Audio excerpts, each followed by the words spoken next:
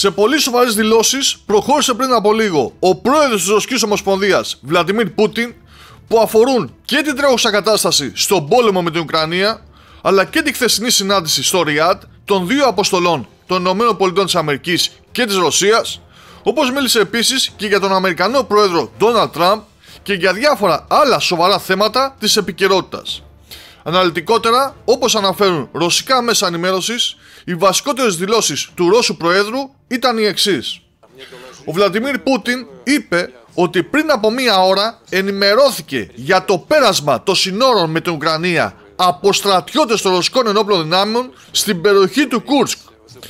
Η Ρωσία είναι έτοιμη να επιστρέψει στο τραπέζι των διαπραγματεύσεων για την Ουκρανία.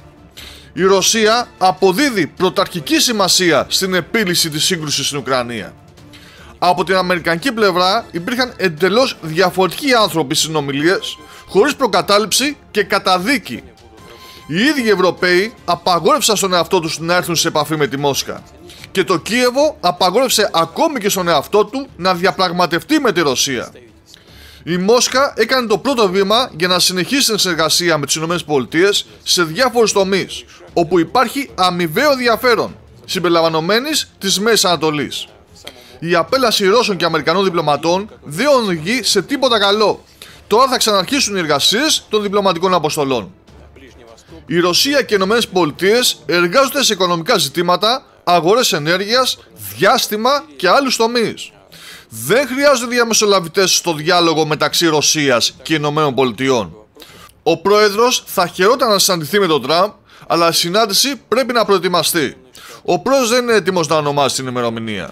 Πρώτον, πρέπει να επιτύχουμε την ανάπτυξη των πιο σημαντικών ζητημάτων, συμπεριλαμβανομένης της Ουκρανίας. Οι σχέσεις μεταξύ Ρωσίας και ΗΠΑ σήμερα είναι τέτοιες που μια συνάντηση για ένα φλιτζάνι καφέ δεν αρκεί. Δεν υπήρχαν ρωσικά συστήματα αεράμνας στην κοινοπραξία Caspian Pipeline, επειδή είναι μια διεθνής εγκατάσταση. Η Ρωσία λαμβάνει μόνο 5 καπίκια για διαμετακόμιση μέσω της κοινοπραξίας Caspian Pipeline. Όλο αυτό το πετρέλαιο ανήκει σε αμερικανικές και ευρωπαϊκές εταιρείες.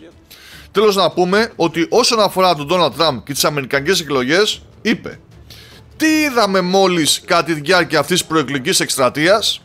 Όλοι οι Ευρωπαίοι ηγέτες, όλοι ανεξαιρέτως, στην πραγματικότητα παρενέβησαν άμεσα στην εκλογική διαδικασία στις ΗΠΑ. Έφτασαν μέχρι τις ευθείες προσβολές σε έναν από τους υποψηφίους.